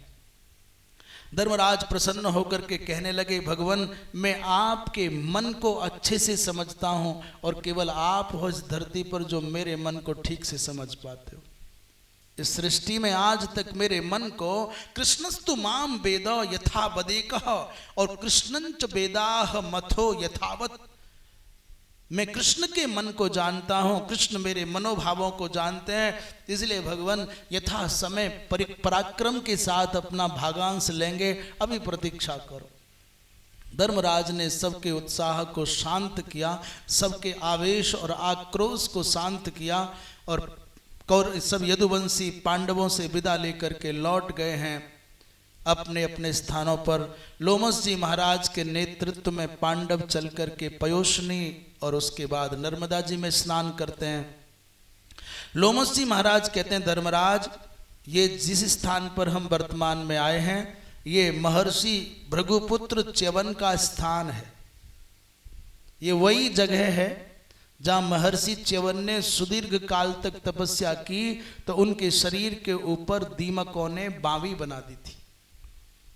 एक बार सरयाती नाम के एक राजा अपनी पुत्री सुकन्या के साथ, अपने सैनिकों के साथ, परिवार के साथ महर्षि च्यवन का दर्शन करने के लिए आश्रम पधारे।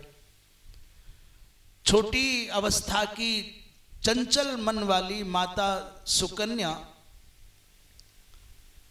वो घूमती घूमती घूमती घूमती अचानक वहां पहुंच गई जहां महात्मा च्यवन समाधि में बैठे थे।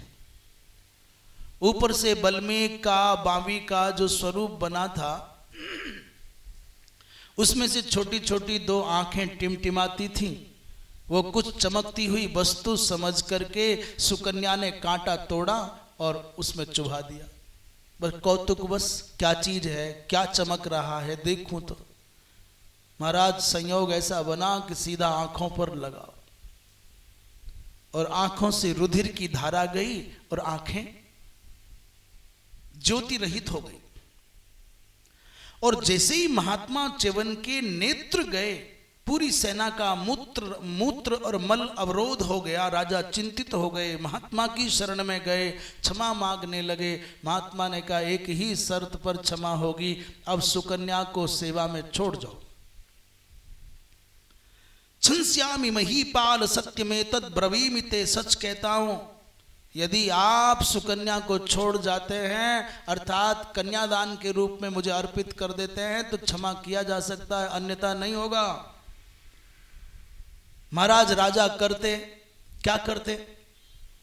उन्होंने सुकन्या से पूछा। सुकन्या ने कहा पिताजी ये मेरा सौभाग्य होगा कि महर्षि च्यवन जैसे सिद्ध महापुरुष की सेवा करने का सौभाग्य मिलेगा, इसलिए विवाह संपन्न हो गया।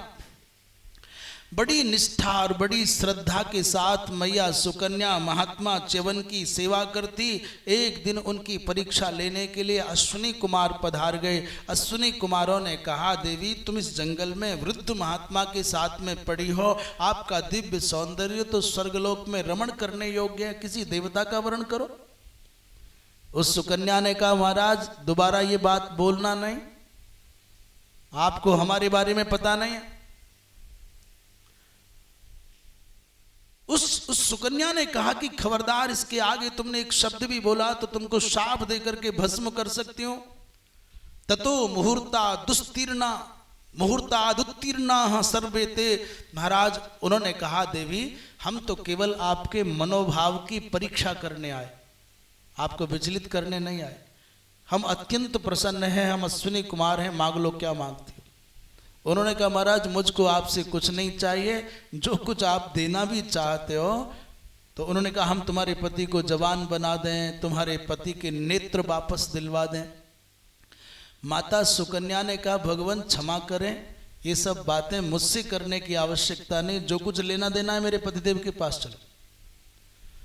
आप एक बात बताइए, किसी भी माता को कोई साड़ी क्यों देना चाहता है? कोई पराया व्यक्ति क्यों गले की चेन देना चाहता है? क्यों उंगली में अंगूठी पहनाना चाहता है? क्यों नया मोबाइल देना चाहता है? ये बताओ, क्यों देना चाहता है कोई? तुम कौन हो? और क्यों आप अपने पति के अतिरिक्त किसी अन्य से चाह रहे हो कि ये मुझे कुछ दे जाए? जो व्यक्ति घर में आना चाहता है वो मेरे पति से मिले, मेरे भाई से मिले, मेरे पिता से मिले, मेरे बंधु से मिले, मेरे बच्चों, मुझसे क्यों मिलना चाहता है? जिस दिन इस भारत की नारी इस बात को समझ जाएगी ना, उस दिन अनेकों अनेकों अनर्थों के जंजालों से बच जाए। क्यों? ये प्रशंसा क्यों करना चाहता है कि आप बहुत अच्छी लगती हो? और तुम प्रशंसा सुनकर के प्रसन्न क्यों होना चाहते हो?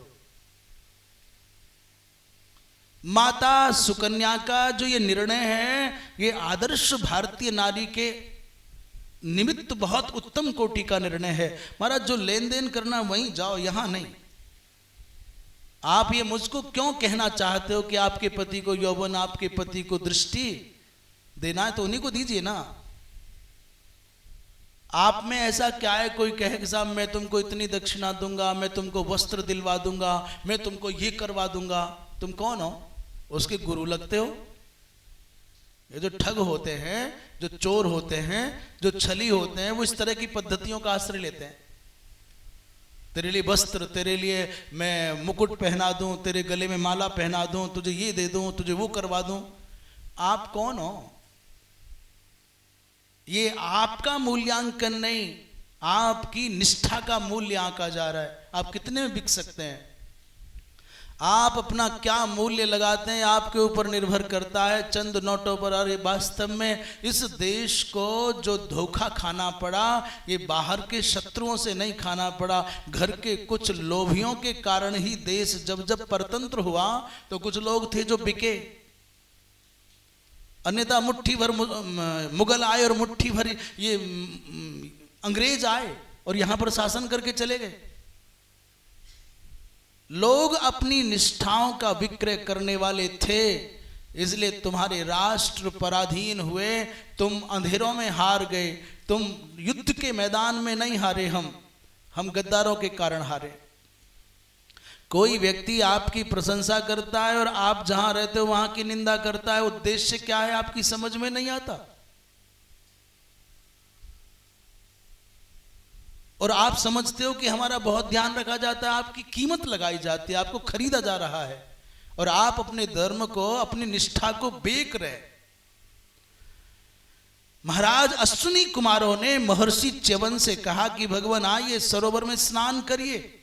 और सरोवर में स्नान करने के लिए अश्विनी कुमारों के साथ जैसे ही महर्षि च्यवन गए तो थे 3 अलग अलग प्रकार के लोग, और निकल करके आए तो तीनों एक जैसे हैं। ततो मुहूर्तादुत्तीर्णाः सर्वे ते सरसस्तदा तुल्यवेशधराः चैव मनस प्रीतिवर्धनाः। सुकन्या ने मन, बुद्धि, सतीत्व और श्रद्धा के बल पर उन तीनों में से भी महाराज केवल च्यवन महर्षि का वर्ण किया। पहचाना कैसे? तीनों एक जैसे थे। बचपन में कवि सुकन्या ने सुना था कि देवताओं के पलक नहीं गिरते और देवता धरती पर खड़े नहीं होते, इतना ही अंतर था। आकार प्रकार सब एक जैसा देखा तो महर्षि च्यवन के पलक भी झपक रहे हैं और महर्षि च्यवन धरा पर भी खड़े हैं, और वो दोनों इधर उधर जो थे वो भूमि से कुछ ऊपर थे और उनके पलक भी नहीं झपकते। इसलिए देवताओं को अनिमिषाः देवाः, निमिष कहते हैं पलक को। जैसे ही यौवन और दृष्टि प्राप्त हुई वैसे ही महर्षि च्यवन ने प्रतिज्ञा कर ली कि मैं आपको यज्ञ में सोम पान कराऊंगा। उससे पहले अश्विनी कुमारों को यज्ञ में हवि प्राप्त नहीं होती थी। उन्होंने कहा महाराज सावधान होकर के निर्णय करना, हम वैद्य हैं और देवता हमारा विरोध करते हैं। वैद्य होने के कारण उन्होंने कहा मैंने प्रतिज्ञा कर ली तो मैं हवि प्रदान करूंगा तो करूंगा। एक दिन महर्षि च्यवन का दर्शन करने शर्याती पधारे और अपनी पुत्री को इस प्रकार आनंद पूर्वक सुख पूर्वक जीवन जीते हुए देखा। भागवत जी में कथा थोड़ी भिन्न है। भागवत जी में ये है कि शर्याती आए चिंतातुर होकर के मेरी पुत्री की दशा क्या होगी। देखा तो किसी युवक के साथ में बैठी कुछ प्रसन्नता पूर्वक संवाद कर रही है। तो शर्याती को लगा कि मेरी पुत्री तो कुलक्षणी निकल गई। शर्याती ने देखा कि मेरी पुत्री ने वृद्ध महात्मा का परित्याग करके किसी युवक का वरण कर लिया लगता है। और जैसे ही सुकन्या दौड़ करके पिताजी को अभिवादन करने आई तो दूर हट करके कहा, चट, अपना मुंह नहीं दिखाना, तुमने कलंक लगा दिया दोनों कुलों को, धर्मात्मा महात्मा महर्षि दिव्य ऋषि का परित्याग करके। तो उसने हंस करके कहा, सुकन्या ने, पिताजी ये कोई और नहीं, आपके जामाता महर्षि च्यवन ही हैं, ये कोई और नहीं है।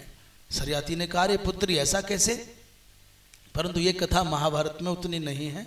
महाभारत में तो सीधे देख करके प्रसन्न हो गए। पूछा कैसे, तो सारी कथा सुनाई, बहुत प्रसन्न हो गए। पुत्री पवित्र किए कुल दो, तुमने दोनों कुलों को पवित्र कर दिया। महर्षि च्यवन ने कहा, राजन मैंने प्रतिज्ञा की है, यज्ञ में अश्विनी कुमारों को भाग देना है। और महाराज ने कहा, भगवान चिंता ना करो, ये भारत भूमि है, यज्ञ की निष्ठा हिंदू मात्र के चित्त में रहती है। वो भले ही सुप्त हो अथवा जागृत, परमात्मा ने सक्षम बनाया है, तो परमात्मा ने साधन संपन्न बनाया है। तो यहाँ का भारतवर्ष का सनातनी अपने जीवन में यज्ञ तो करना ही चाहता है। और परमात्मा ने भारतवर्ष में जन्म दिया है, सनातनी परंपरा में जीवन जीने का सौभाग्य दिया है। हम वेद में आस्था रखते हैं, तो सक्षम सामर्थ्यवान पवित्र धन जिनका है, ऐसे हिंदुओं को अपने जीवन में एक बार तो पवित्रता पूर्वक विधि पूर्वक वैदिक यज्ञ करना ही चाहिए। बिना यज्ञ के जीवन चला गया। तुम्हारा जन्म यदि पाकिस्तान में हो तो कौन कहेगा यज्ञ करो? तुम अंग्रेज बन जाओ तो कौन कहेगा यज्ञ करो? पशु पक्षी बने तो कौन कहेगा यज्ञ करो? आप हिंदू बनेंगे, सनातनी बनेंगे, तभी तो कहा जाएगा यज्ञ करो। इसलिए यज्ञ करना है। राजा बड़े प्रसन्न हो गए, सब व्यवस्थाएं हो गई। और यज्ञ में जैसे ही अश्विनी कुमारों को हवि देने का नंबर आया तो देवराज इंद्र ने कहा, महाराज ये अनुचित कर्म मत करो, अच्छा नहीं होगा। हे महात्मन वज्रंते प्रहरिष्यामि, यदि आप अपने मन की करोगे, मेरी अवज्ञा करोगे तो वज्र चला दूंगा। परंतु महर्षि च्यवन ने एक बार भी आंख उठा करके इंद्र की ओर देखा नहीं। और जैसे हवि देने लगे तो गुस्से में आकर के इंद्र ने वज्र उठाया। महाराज दृष्टिपात मात्र किया महर्षि च्यवन ने, और इंद्र का हाथ ऊपर के ऊपर रह गए, स्तंभित हो गए, पाषाण के जैसे हो गए। और मात्र जैसे पहाड़ से झरना गिरता है, वैसे ही इंद्र की आंखों से आंसू गिर रहे हैं, कुछ नहीं कर पाए। तस्य प्रहरतो बाहुस्तंभयामास भार्गवः, और अश्विनी कुमारों को आहुति प्रदान कर दी। और इतना ही नहीं, भयंकर कृत्या से मद नामक दैत्य उत्पन्न करके इंद्र को नष्ट करने का भी मन में संकल्प कर लिया। इंद्र ने कहा, भगवान ऐसा मत करो, मैं अश्विनी कुमारों का यज्ञ में भागांश स्वीकार कर लेता हूं। तब जाकर के इंद्र की रक्षा हुई। वृंदावन विहारी लाल की। इस माइक की आवाज कुछ कम हो गई, आवाज ठीक आ रही है? हमको थोड़ी शक्ति लगानी पड़ रही है। वृंदावन विहारी लाल की। हर हर। प्रश्न ये बनता है कि अश्विनी कुमारों का भाग मिल गया यज्ञ में, यज्ञ संपन्न हो गया, ये इंद्र को क्या मिलता है? जग हंसाई के अतिरिक्त, उपेक्षा अपमान के अतिरिक्त और क्या मिलता है? कभी अहिल्या के यहाँ जाना है, कभी सगर के यज्ञ में विघ्न बन जाना है, कभी नारद जी की तपस्या से हो गया, ठीक हो गया, कभी नारद जी की तपस्या से पीड़ित हो जाना है, कभी विश्वामित्र जी के यहाँ मेनका को भेज देना है, कभी भगवान शंकर की साधना में विघ्न डाल देना है। ये क्या है? और अभी अभी कैसा तमाशा हुआ है? देवराज इंद्र का समाज में वैसे भी सम्मान कम सा है, ऐसे काम क्यों करते हैं? किसी ने पूछा, महाराज क्या मिला? मैं आपसे निवेदन करूं कि जो लोग शास्त्रों की गंभीरता से अपरिचित हैं उन्हीं को देवराज इंद्र पर शंका होती है। जो शास्त्रों की गंभीरता से परिचित नहीं है उन्हीं को इंद्र के ऊपर शंका होती है। इंद्र का उद्देश्य ना तो किसी संत की साधना में विघ्न डालना है और ना ही किसी सती के सतीत्व पर कोई दोष लगाना है। देवराज इंद्र तो मात्र इन पवित्रतम आदर्शतम चरित्रों की चर्चा संसार में होने लग जाए, इनकी पावनतम सच्चरित्रता के गीत संसार गाने लग जाए और इनके जैसे आचरणों का अनुकरण करने लग जाए, इनकी प्रसिद्धि को संसार समझ सके, इनकी सिद्धि को समझ सके, इसलिए कोई ना कोई परीक्षा का नाटक मात्र करते हैं। महाराज विघ्न नहीं डालते। जो कच्चा रह जाता है वो फिर से दोबारा तैयारी करके आता है और जो पका होता है वो प्रसिद्ध हो जाता है। देवराज इंद्र ने च्यवन महर्षि से आकर के कहा, भगवान मैंने इस संसार में ये जो कार्य किया है मात्र इसलिए किया कि सुकन्या का त्याग संसार जान सके, आपकी तपस्या संसार जान सके, सरियाती जी महाराज की संत निष्ठा संसार जान सके, और मेरा कोई उद्देश्य नहीं, मुझे क्षमा करिए। और हम अपने मन से नहीं बोल रहे। देवराज इंद्र कहते हैं, भूयेव ते वीर्यम प्रकाशेत इति भार्गव। हे भार्गव, आपकी महिमा, आपकी साधना, आपकी सिद्धि, आपकी तपस्या, आपकी सामर्थ्य को संसार जान सके। प्रकाशित माने प्रकाशित हो जाए। और सुकन्यायाः पितुश्चास्य लोके कीर्ति ही प्रथेत इति, सुकन्या का इनके पिता सरियाती की कीर्ति संसार में फैल जाए। अतो मयैतत् विहितं तब वीर्य प्रकाशनम, इसलिए जो नाटक किया है आपके यज्ञ में, विघ्न बनने का जो नाटक किया महाराज, मात्र उद्देश्य ये था कि संसार आपको जान जाए। मेरे उद्देश्य में कोई दोष नहीं है। इसलिए जितने भी प्रकरण देवराज इंद्र को थोड़ा कमजोर करने वाले दिखते हैं, आप उन सब का परिणाम देखना। इंद्र को अपने हिस्से में गालियां भी मिली, परंतु जिसके कारण ऐसा हुआ उसकी कीर्ति बढ़ी कि नहीं बढ़ी। इसलिए जब कभी देवताओं के चरित्र में आपको कोई त्रुटि जैसी दिखाई दे तो त्रुटियां वहां नहीं होंगी, हमारी अपनी देखने की विधा में कोई दोष होगा। वृंदावन बिहारी लाल की। महाराज इसके बाद जब इंद्र ने क्षमा मांग ली तो महर्षि च्यवन प्रसन्न हो गए। उन्होंने उस मद को, जो मद दैत्य का उन्होंने उत्पन्न किया था, मद को 4 भागों में बांट दिया।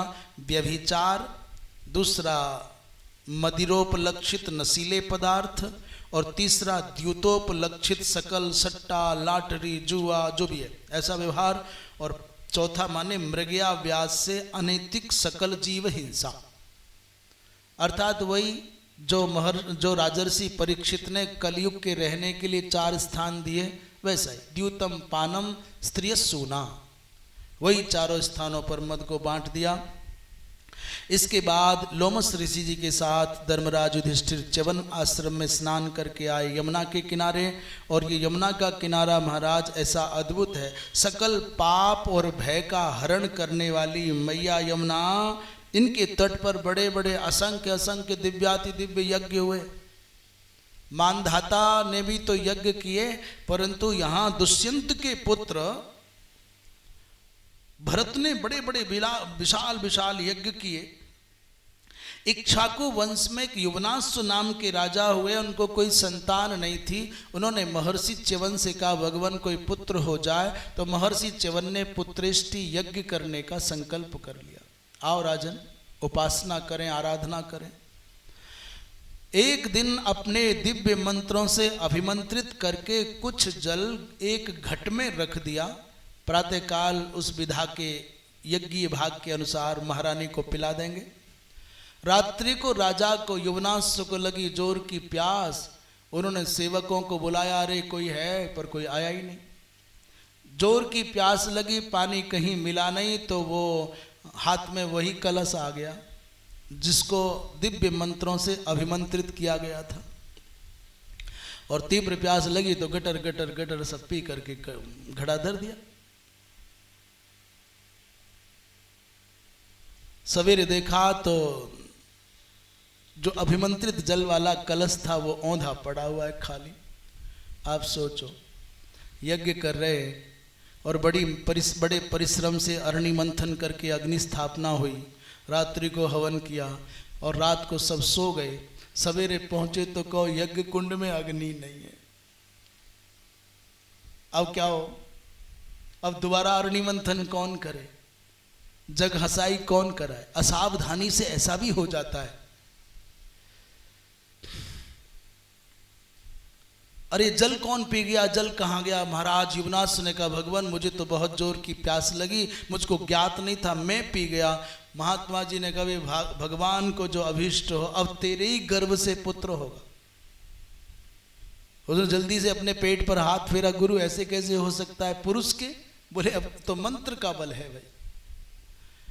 विधाता के विधान के सामने तस्स पीत्वा शीतलम तोयम पिपासार्तो महीपति पी गए। न युक्तम कृत मध्य वही तुमने अच्छा तो नहीं किया, परंतु दैव कृतं हेतत नूनम, निश्चित रूप से दैव का विधान है। महाराज 100 वर्ष का दीर्घ काल एक माता की भांति युवनाश्व का बीता, धीरे धीरे धीरे गर्भ पल रहा है। और जब 100 वर्ष संपन्न हो गए तो युवनाश्व की बाईं कोख को चीर करके, बाएं भाग के कोख भाग को चीरा, वामम पार्श्वम विनिर्भिद्य सुतः सूर्य इव स्थितः, उस बालक का जन्म हुआ। भगवान की कृपा से, महात्माओं के संकल्प के कारण युवनाश्व को कोई क्षति नहीं पहुंची, चोट आदि नहीं लगी और बालक का जन्म हो गया। मानधाता जो उत्पन्न हुए माँ के गर्भ से नहीं, पिता के पेट से आए। आजकल भी कोई कोई घटना घटती है ना, कोई कोई पुरुष गर्भ धारण कर रहे हैं, सुनते हो तो आप आश्चर्य करोगे कि जो घटनाएं आज घट रही हैं वो लाखों लाखों वर्ष पूर्व आपके पुराणों में अंकित हैं। कुछ भी संसार का कोई भी वैज्ञानिक हो, कोई भी अन्वेषण करता हो, नया कुछ कर नहीं सकता, सब हो चुका है। अब ये बालक रोने लग गया, इसका अब ठीक है पिताजी ने जन्म तो दे दिया पर स्तन में दूध कहां से आए?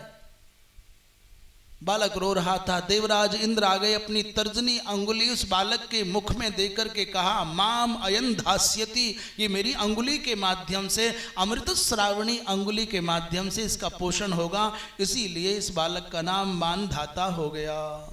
बोलिए वृंदावन बिहारी लाल की। ये शक्र के आधे आसन पर बैठने का अधिकारी बना। जब भी स्वर्ग में जाता तो इंद्र के बराबर में बैठ जाता। अमित द्युति, इतना बलवान, इतना विलक्षण, एक बार तो केवल एक दिन मात्र में पूरी धरती के राजाओं को अपने आदेश मात्र से इसने बस में किया और पूरी धरती का एक छत्र राजा हो गया। इसने सूचना पहुंचवाई कि यदि किसी ने भी मेरी आज्ञा का उल्लंघन किया तो सामना करना पड़ेगा। और मानधाता इतना शक्तिशाली था कि रावण आदिक भी दस्यु कहा भागवत जी में, रावणादि दस्यवः। रावण मानधाता का नाम सुनते ही ऐसे भागता था जैसे सिंह की गर्जना सुनकर के सशक भाग जाते हैं, खरगोश भाग जाते हैं।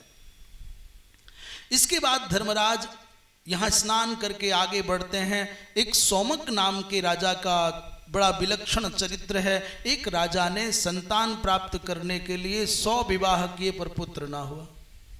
बड़ी कठिनाई से भगवत कृपा से एक पुत्र हो गया, पर जैसे ही उस पुत्र को होते चींटी काट जाए ना और बालक रोए तो बालक कम रोता, 100 की 100 रानियां हाय हाय मर गए, बालक को कुछ हो ना जाए, रोए। अभी रानियां रोए तो सेविकाएं रोए, राजमहल रोए, राजा रोए। चींटी काट जाए, पिपील का भी काट जाए तो हाय हाय मच जाए। माताएं उसको छींक आ जाए तो मैया बेहोश होकर के गिर जाए। एक दिन राजा बड़े परेशान हो गए। एक पुत्र के होने से तो अच्छा है कि पुत्र होवे ही नहीं। हम नहीं कह रहे, महाभारत में दूसरी बार आ रहा है। राजर्षि शांतनु कहते हैं एक पुत्र का होना और एक आंख का होना माने दोनों न होने के बराबर है। आज दूसरी बार एक पुत्र होना, धिगस्तु यही पुत्रत्वम अपुत्रत्वम वरम भवेत। एक पुत्र के होने से तो अच्छा है पुत्र होवे ही ना। बताओ कैसे करेंगे? बोले नित्यातुरत्वात् भूतानाम शोक एवैक पुत्रता। एक पुत्र का होना माने रोज रोना, नित्य मरना। और आजकल तो इस दर्द को हम सब लोग बहुत अच्छे से समझ रहे हैं। अकेले अकेले बालक हैं। पुराने जमाने में 5-7 होते थे, कोई इधर पड़ा है, कोई इधर पड़ा है, खाए तो खा, नहीं खाए तो मत खा। बोले कल मरता है, आज मर जा, आज मरना है अब मर जा, भाग यहां से। पर जिनके विचारों के एक है, वो कहते मैं मर जाऊं, मैं भागूं, तो प्राण बाहर आ जाते हैं। भाई मर मत। आजकल के बालक इसलिए इमोशनली ब्लैकमेल ज्यादा करते हैं घर वालों को। एक दृश्य तो मैंने ऐसा देखा कि घर में 5 लोग, बच्चा अकेला, एकमात्र इकलौता पुत्र, उसके माता पिता और उसके दादा दादी, और बड़ा संभ्रांत, बड़ा शिष्ट परिवार। उनमें चारों के चारों नौकरी वाले लोग, माने वो माता पिता बूढ़े वाले रिटायर और ये दोनों नौकरी करते, बढ़िया। एक दिन वो माँ उसके पीछे चल रही, बेटा कुछ खा ले, प्लेट में पराठा रखा और उसकी दादी गिलास लेके आई। पिता और दादा दोनों मना रहे हैं, भाग रहा है, उसे पकड़ रहे हैं कि खा ले खा ले। मैं बैठा बैठा सोचता कि बुढ़ापे में 1 गिलास पानी देगा इनको, जिसके पीछे 4 लोग भाग रहे हैं कि भाई खा ले खा ले। वो कहे मैं को निकाऊं, मैं को निकाऊं, को नहीं खाऊं। उसको भला, वो जिस बालक के जीवन में अपने से बड़ों की सेवा करने का कोई संस्कार ही आपने डाला नहीं, बुढ़ापे में आपको दवा खाने के लिए 1 गिलास पानी देगा? ये 4 उसकी सेवा कर रहे हैं। जिन सुविधाओं और सेवाओं का कोई मूल्य नहीं चुकाया जाता, उन सेवाओं और सुविधाओं का कोई भी आदर भी नहीं हो पाता। हमारे महाराज जी बहुत दिनों से अंग्रेजी पढ़ा रहे हैं, पिछले लगभग 70 साल से पढ़ा, और 80 भी हो सकता है, पढ़ाते ही जा रहे हैं, पढ़ाते ही जा रहे हैं। पर ये पढ़ा ही रहे, कोई पढ़ा या ना पढ़ा बात एक अलग है। हमने जीवन में पहली बार देखा कुआं पीछे पीछे भाग रहा है, पियो पियो, वो लात मार रहे हैं कुएं में, दैट गंदा पानी, हम तो बिस्लरी का पिएंगे। कुआं बेचारा पीछे पीछे भाग रहा है, पियो। अरे भाई आप कुआं हैं तो कुआं बने रहो, प्यासा अपने आप चल के आएगा, गिड़गिड़ाएगा, झुकेगा, याचना करेगा, मांगेगा, पिएगा और धन्यवाद देकर जाएगा। पर बेचारे कुएं, पुराने कुएं, अब मैं बासी कुआं तो क्यों कहूं, क्षमा करो, कुएं का अनादर क्यों करूं, पर मान लो कुएं को प्यासे के पीछे नहीं भागना चाहिए। वृंदावन बिहारी लाल की। अच्छा अब तो समझ करके बोलना पड़ेगा सचिव महोदय। एक पुत्र का होना, महाराज एक गड़बड़ हो गई, राजा बड़े परेशान, एक पुत्र नहीं होना चाहिए। तो अपने पुरोहितों से, बड़े आचार्यों से बात की, क्या करें। कोई तंत्र विधा का कोई अनुष्ठान बता दिया, यदि इस पुत्र की बपा से हवन हो जाए और उस हवन के काल के धूम का जितनी माताएं आग्रहण करेंगी उतने सब गर्भवती हो जाएंगी। कोई आभिचारिक कर्म था, तांत्रिक कर्म, उस विधा के अनुसार यज्ञ हुआ, अभिचार कर्म किया और उस धूम को जितनी माताओं ने सूंघा सब गर्भवती हो गई, अनेकों अनेकों पुत्र हो गए। परंतु ये तो ठीक है कि पुत्र अनेक हो गए, पर दुष्परिणाम क्या हुआ। बोले उस यज्ञ को, आभिचारिक कर्म को कराने वाले आचार्य जी पहले नरक में पड़े और राजा बाद में नरक में पहुंचा। बोले गुरु तुम क्या, उसने कहा राजन तुम यहां कैसे, उसने कहा गुरु तुम यहां क्या कर रहे हो। बोले वो जो आभिचारिक कर्म किया था उसका दुष्परिणाम भोग रहा हूं, पाप भोग रहा हूं। हम अपने मन से नहीं कह रहे, अथतम नरके घोरम पच्यमानम ददर्श सह। राजा को 100 पुत्रों का सुख तो मिला, परंतु अभिचार कर्म करने वाले पुरोहित जी नरक में गए और राजा स्वयं भी अपने गुरुदेव के पीछे पीछे नरक में पहुंच गए। आभिचारिक कर्मों से तात्कालिक लाभ तो हो सकता है, होगा, परंतु वह निश्चित रूप से संतों, शिष्टों और विद्वानों के, शास्त्रों के मत के अनुसार कह रहे हैं, अंत में प्रायशः यदि ये तांत्रिक पद्धति के आभिचारिक कर्म व्यक्तिगत स्वार्थ की आपूर्ति के हैं तो ये दुर्गति कराते हैं। लोक कल्याण के लिए कोई सत्कर्म ऐसा संभव हो जिससे लोक मंगल हो तो विषय एक अलग है। तंत्र भी एक बड़ी विलक्षण, बड़ी विशिष्ट साधना पद्धति है, परंतु वासना के बेचारे विवेक भ्रष्ट लोगों के कारण इसके प्रति अश्रद्धा भी हुई है, अनास्था भी हुई है, और इसका परिणाम भी बहुत विकृत होने लगा है। अन्यथा तंत्र साधना कोई सामान्य साधना नहीं है। साधना गलत नहीं है, उसमें साधकों के दोषों के कारण साधना पर दोषारोपण होने लगा। इसके बाद लोमस जी महाराज धर्मराज युधिष्ठिर के साथ एक ऐसे स्थान पर आए हैं, उसी नर नाम के देश में, जहाँ के राजा शिवी बड़े प्रसिद्ध हुए। और शिवी महाराज ऐसे उदार, ऐसे धर्मात्मा, ऐसे धर्मशील, वो शरणागत की रक्षा करने के लिए अपने प्राण भी त्यागने पड़े तो त्यागने को तैयार हैं। एक दिन उनकी परीक्षा लेने के लिए देवराज इंद्र बाज बने और अग्नि कबूतर बने, और कबूतर पर आक्रमण करने के लिए बाज दौड़ रहा है। घायल कबूतर दौड़ा दौड़ा हाँफता हुआ महाराज की गोद में आकर के गिरा और रो करके कहा, महाराज मेरे प्राणों की रक्षा करो। और उन्होंने अपने वस्त्र में छिपा लिया। पीछे से बाज आया, उसने कहा, महाराज ये मेरा भोजन है, जीवो जीवस्य भोजनम। राजा ने कहा, भैया शरणागत की रक्षा करना मेरा व्रत है, मेरा कर्तव्य है, मैं नहीं दूंगा।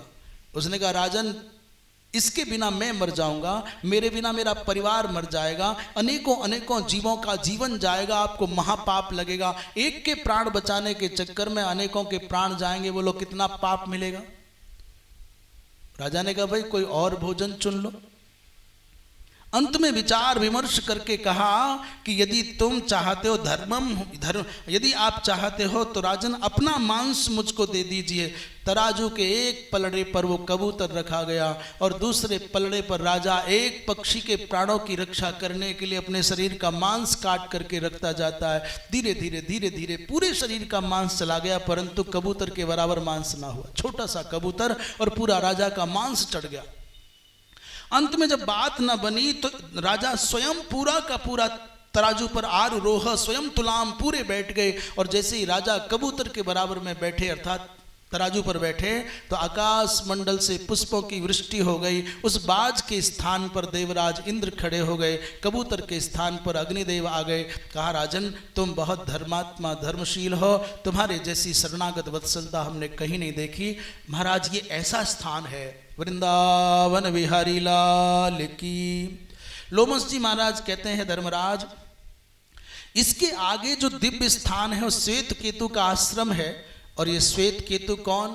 बोले इनके भांजे हैं अष्टावक्र जी महाराज। श्वेत केतु हैं उद्दालक के पुत्र। अष्टावक्र और उद्दालक दोनों आपस में मामा भांजे हैं। ता विप्रा बुभौ मातुल भागने यो, मामा और भांजे दोनों के दोनों। कहते उद्दालक जी महाराज के अपने कोई संतान नहीं है, इनके शिष्य हैं, अपने कोई पुत्र नहीं है। इनकी पुत्री है सुजाता और इनके शिष्य हैं कहोड़, बड़े गुरु भक्त हैं, बड़े सेवक हैं, शील संपन्न हैं। अपनी पुत्री का विवाह अपने शिष्य के साथ में महाराज उद्दालक ने कर दिया और वहीं रहने लग गए। जब माता सुजाता गर्भिणी हुई तो उन्होंने कहा, भगवान बच्चे के पालन पोषण के लिए कोई तो साधन, कोई तो धन होना चाहिए। कहोड़ ने कहा कि देवी, महाराज जनक के दरबार में बंदी नामक एक बड़े विद्वान हैं, मैं उनसे शास्त्रार्थ करने जाऊं, बदले में जो दक्षिणा मिलेगी उसको ले आऊंगा। अभी माता के गर्भ में अष्टावक्र जी महाराज थे और ये विचार चल रहा था क्या करें, धन का साधन कैसे जुटे। एक दिन अपने शिष्यों के मध्य में अष्टावक्र के पिताजी वेद पाठ करते, दिन में भी रात में भी। तो एक दिन अष्टावक्र जी ने माता के गर्भ में बैठे बैठे अग्नि कल्पः गर्भगतः अधियानम पितरम चोबाच, वेद पाठ करते हुए पिताजी को कहा, पिताजी रात्रि है और रात्रि में भी वेद पाठ करते हैं। सर्वाम रात्रि मध्यनम करोसि रात्रिम अध्ययनम करोसि नेदम पिता सम्यक इवोपवर्तते। ये कोई अच्छा नहीं है।